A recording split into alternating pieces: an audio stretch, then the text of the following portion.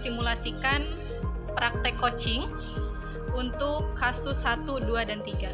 Untuk kasus yang pertama, yang bertindak sebagai coach adalah Rio Nur Hakim, coachi Ahmad Muhaimin, pengamat Eis Encar. Silakan.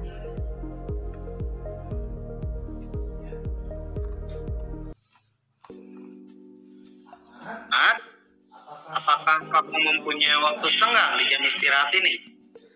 Iya Pak, ada. Ada apa ya Pak? Tidak apa-apa. Bisa ikut sebentar ke ruangan Bapak? Baik Pak. Silahkan duduk Ahmad. Ya Pak, kalau boleh tahu ada apa ya Pak saya dipanggil? Gini, ada yang Bapak diskusikan dengan kamu. Apakah kamu bersedia? Ya Pak, bersedia. Terima kasih Ahmad. Ini, jika Bapak perhatikan, akhir-akhir ini kamu lebih asik mengerjakan tugas secara mandiri ya. Padahal biasanya kamu sangat antusias jika bekerja secara kelompok. Ada apa nih? Iya memang Pak, sebenarnya saya sudah lama ingin bercerita. Tetapi saya tidak tahu harus cerita kepada siapa dan saya harus bagaimana. Saya bingung Pak. Oh begitu. Bapak cerita saja sama Bapak. Gak apa-apa kok.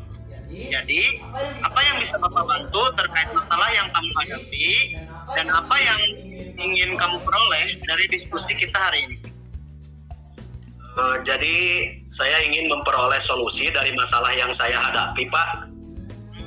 Oke. Insya Allah Bapak akan bantu kamu semaksimal mungkin dalam memecahkan masalah yang kamu hadapi saat ini. Ada lagi keinginan yang lain? Saya ingin tahu dalam menghadapi permasalahan ini sebenarnya saya itu salah tidak? Apakah saya mengerjakan tugas sendiri? Kan nggak apa-apa selama saya mengerjakan Pak. Ya baik Ahmad. Coba sekarang ceritakan kepada Bapak apa yang sebenarnya Ahmad rasakan saat ini dan ceritakan hambatan apa yang kamu hadapi. Saya merasa gak nyaman Pak saat mengerjakan tugas kelompok. Saya lebih suka mengerjakan tugas secara mandiri meskipun saya tahu seharusnya tugas itu saya kerjakan bersama kelompok. Oh begitu.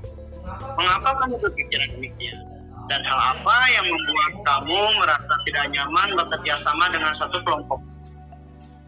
Jadi begini Pak, saya itu merasa tidak nyaman karena kelompok saya ini tidak seperti yang saya harapkan, sehingga membuat saya malas untuk belajar apabila harus bekerja kelompok Pak.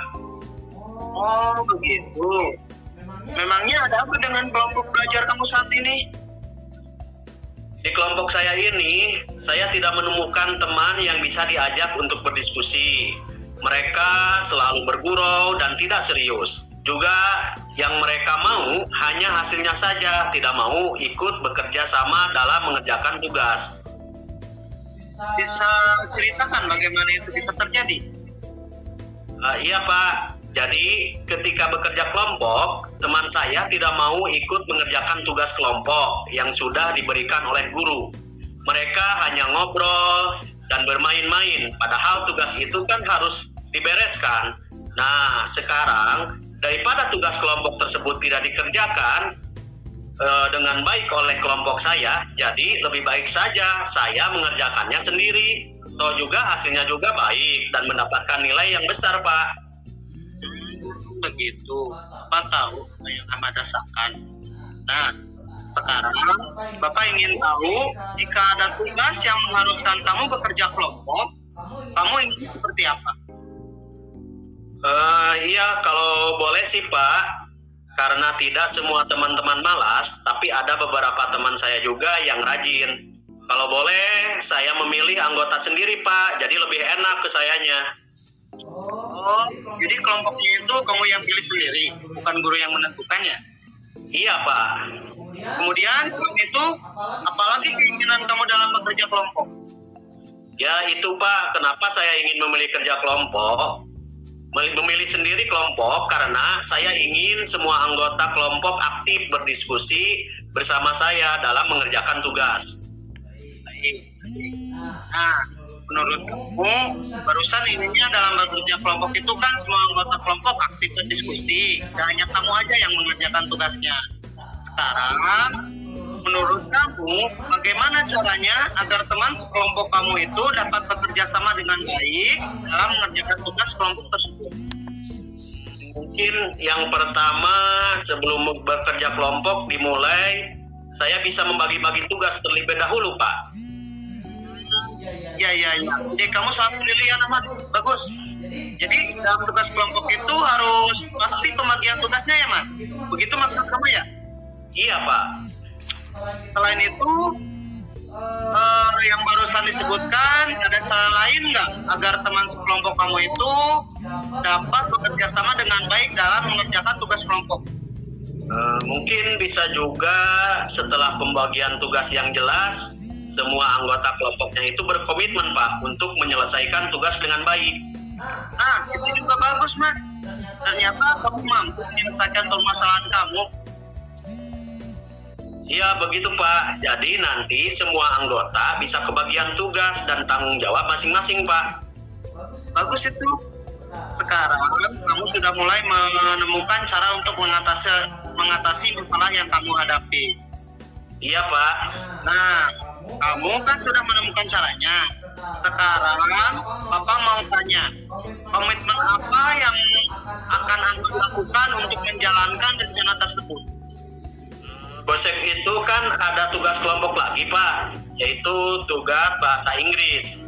Besok saya akan coba melakukan hal yang tadi yang sudah disebutkan, yaitu dengan membagi-bagi tugas kelompok terlebih dahulu.